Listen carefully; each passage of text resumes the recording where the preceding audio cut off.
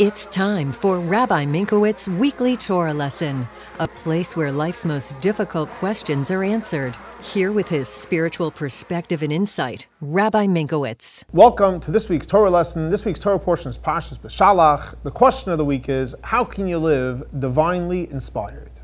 So in this week's Torah portion, Parsha Beshalach, at the end of the Torah portion, after the Jewish people finally leave Egypt, you have the famous Amalek that comes to cool down the excitement of the Jewish people, and he starts waging war with the Jewish people.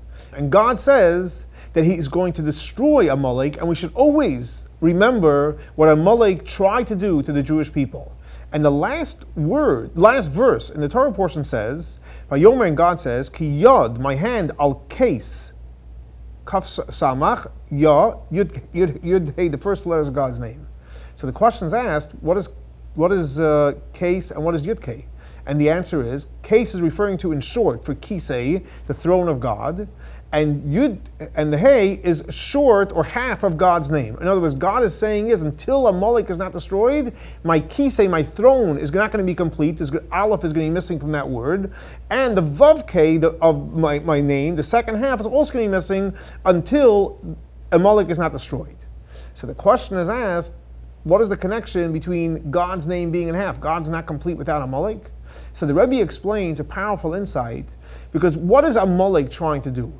So we know that God's name, the first half, the Yud and the Hey, resembles our intellect. What does it mean, our intellect? The way we study Torah, the way we comprehend Torah, the way we meditate about God, that is the Yud, Hey, the first two letters of God's name. The last two letters, the Vav, Hey, resembles our emotions, the way we live as a Jew. Do we are excited and passionate, we have love and awe for our Kadosh Baruch Hu. So what does Amalek do? Amalek comes and he basically cuts you off between the Yud-Kei and the Vav-Kei. In other words, he doesn't allow your deep understanding and comprehension of God and godliness and goodness to penetrate into your emotions. That is what Amalek tries to do. So God says, when will I be complete? When will I know that we've got rid of Amalek? When a person lives inspired into his whole human being, in all his emotions are inspired by what he studies and by what he comprehends. So in other words, how can we live divinely inspired? By allowing all our Torah study, all our meditation about God and goodness to be infused with every single fiber of our being and all our emotions, and we live as a complete human being where the intellectual understanding of God penetrates all through our emotions.